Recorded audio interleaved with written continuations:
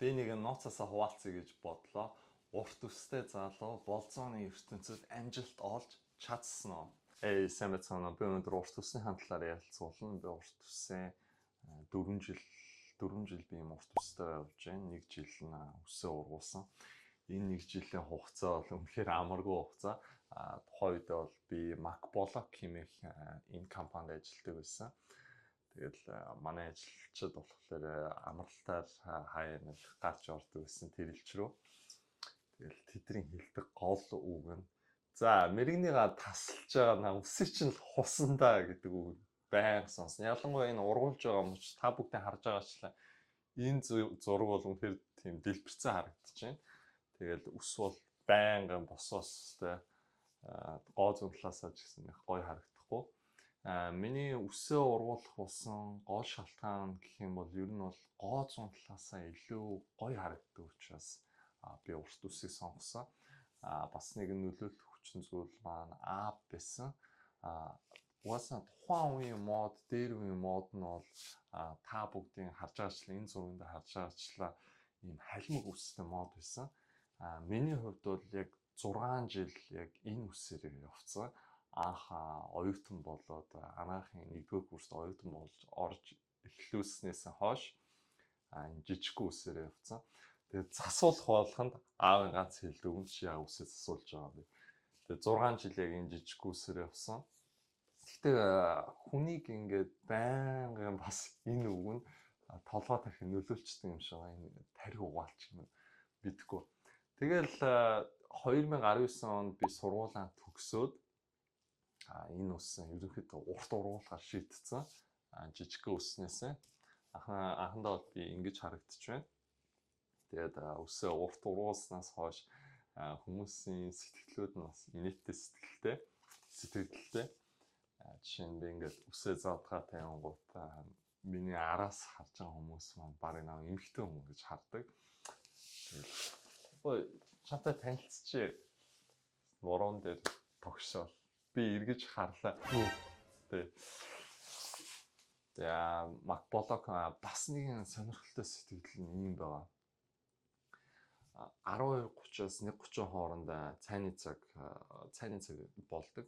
Хоолоо идчихэд яг үйлдвэрээс гараад яг тамхины цэг дээр нь манай ажилчид нь нэг 5-аас 10 ажилчид нь хийцгүй 10-аас 20 минут юу ч хамаагүй ярьдаг. Яг энэ үед нь заяа нэх би дотн биш тийм ажилчин гинтхэн над руу бүр дайрцсан. Тухайн үед та бүгдээ харж байгаачлан би мессийн хувцас халаад өмсдгүү.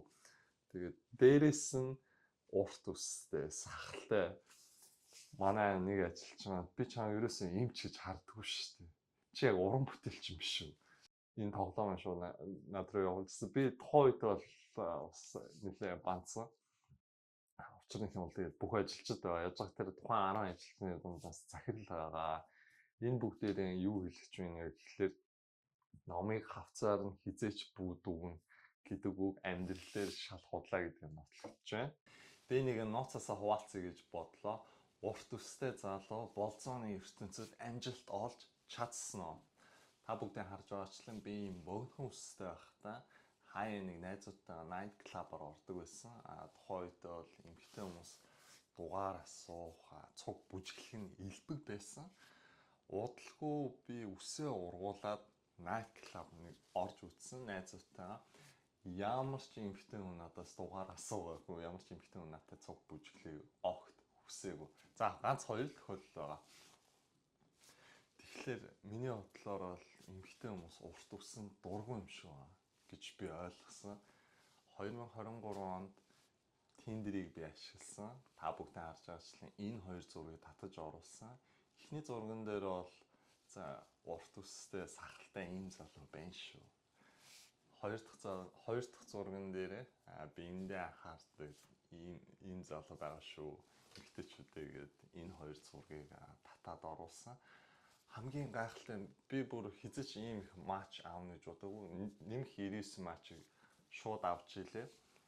Миний хэлэх гээд байгаа зүйл бол эмэгтэй хүмүүс урт үстэй залуучууд дургу гэсэн хариултыг бас шууд 100% бол өгч чадахгүй. Зарим нэг эмэгтэйчүүд урт үстэй эрэгтэйчүүдийг илүү бүр өвөрмөц содон бүр чуулчилж байдлаар авч үзтiin мэлээ. Богино үстэй болцооныхоо ертөнцтэй харьцуулахад чи өөрийгөө Guns N' Roses-ийн дуучин уран бүтээлч гэж бодоод идэв. Чиний сонгосон мэрэгжил энэ ч штэ. Чам цэвэрхэн ус засалт хэрэгтэй. Миний үсийг харалтаа би миний ус халзраад хойшоо яваад байна. Чи байн хүчтэй үсээ боосоор байх юм бол үснийхаа фолликулын гэмтээгээд байна. Богинохон ус засалтыг уусгаад засчихад илт мэддэхгүй. Нэр тийм юм уу? 2025 оны тренд чинь том шанаа штэ. Жижиг ус шанаа гэж ил гаргана. Урт ус шанаа гэж нуугаад байна. Ойлгож байна уу? Цаашаа яваа мангартаад. Facebook болон Instagram-ийнхаа найзуудаас санал асуулга явуулнаа. Богино үстэй энэ зураг, урт үстэй энэ зураг хоёрыг харьцуулаад үзчихье. Сайн уу, юу айцхан залуусаа. Энэ хоёр зургийн алинд нь санал авах вэ та? Утсан мессеж ирж байгаа чи хин юм болоо. Мэргийн чамд урт ус илүү өвөрмөц содон хүчтэй харагдуулдаг шүү. За нөхөр минь чи стол ус гизгээрээ оролдож болохгүй шүү. За ёо. Бана, цагтын газар байна. Танд юу туслах вэ? Миний дөө яаралтай нэгэн дуудлага өгөх гээд байна. Залуучуудаа би өөрийнхөө эмзэг зүйлээ гаргаж ирэх чинь камерын урд гаргахад эвгүй санагдаж байна. Гэхдээ би харуулъя. Миний ус хойшоо яваад халзарч эхэлж байна. 26 наснаас эхэлсэн. Гэхдээ би ус уналтынхаа эсрэг тэмцэж байгаа. Өсвөр насандаа батганыхаа эсрэг айхтар хүчтэй тэмцэжсэн бол насанд хүрээд ус уналтын эсрэг тэмцэж байна. Хамтдаа миний ямар бүтээгдэхүүн ашигладгийг харцгаая. Энэ видеогоор би ямар нэгэн бараг сурталчлаагүй шүү. Ямар нэгэн бараатай гэрээ контакт байхгүй. Миний урт усны занал юу ашигласан бэ, яасан бэ гэдгээл би ярьж байгаа шүү. Эхний бүтээгдэхүүн бол би Nioxin-ыг хэрэглэсэн. Шөнийн серумын авсан. Өглөө оройд халзарч буй үсгээрээ дүрхдэг. Та бүгдээ харж байгаачлан яг Nioxin-ийн серумыг ашигласнаас хойш би 1 жилийн хугацаанд ашигласан. Энэ нялх үснүүд ургаж эхэлсэн. Би 26 наснаас хойш үс халзраад 28 настай бүр үснүүд нэлээд унтсан байсан. Тэгээ 28 наснда энэ Nioxin-ыг хэрэглээд энэ нялх үснүүд нь ургацсан байгаа. Nioxin-ийн шампуныг хэрэглэж байгаа. Интернетээс судлаад хараад бүх зүйлийг үзэхэд миний хувьд бол хамгийн шилдэг бүтээгдэхүүн бол Minoxidil гэж хэлээ. Энэ Nioxin-ийн серумыг дууссаны дараа Minoxidil-ийг ашиглах бодолтой байна. Үр дүн нь ямар байх нь ямар ч гэсэн интернеттэй тавиад та бүхэнтэйгээ санал бодлоо хуваалцсанаа. Та бүгдээ харж байгаачлан энэ ус заслыг би сонгосон. Үсээ засуулах болсон чинь маш их сандарч байна. Энэ ус зохиосоо гэж найдаж байна. Гэхдээ 2026 онд шин дүр төрхөөр ухтаа хүсэж байна. Тиймээс ус засуулахыг сонголоо.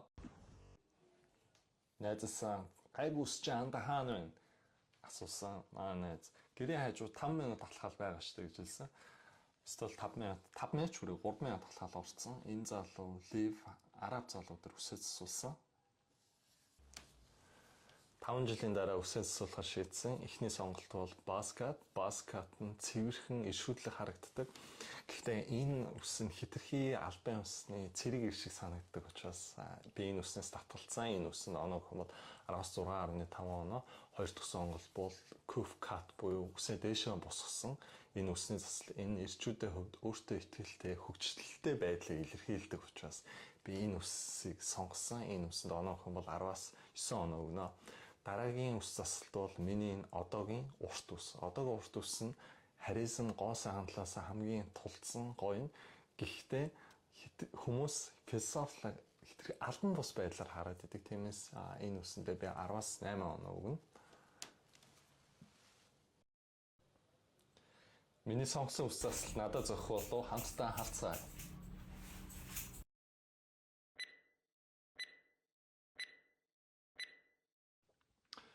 За манайха үсээ засуулсан урт талаас ингэж харагдаж байна. Хажуу талаас ингэж харагдаж байна. Миний хувьд бол үсэндээ бол сэтгэл ханамж 100% байна. Үсээ засуулсны дараа огт харамсангүй энэ үстэй би 5 жилийн хугацаанд байсан. Cuf гэсэн ус засалттай. Энэ ус засалтаа буцаагаад авсан чинь яг л гараж нь улаан тоосондоо дарагдсан байсан. Улаан Ferrari гинтхэн нэг өдөр арчлал хурдны зам дээр тултал нь хаазалж байгаа юм шиг сайхан мэдрэмжийг төрүүллээ. Та бүхэн маань юу гэж бодож байна? Доорх хэсэгт сэтгэлээ үлдээгээрээ миний үс надад зөгчөө. Энэ хүртэл үзсэн танд маш их баярлалаа.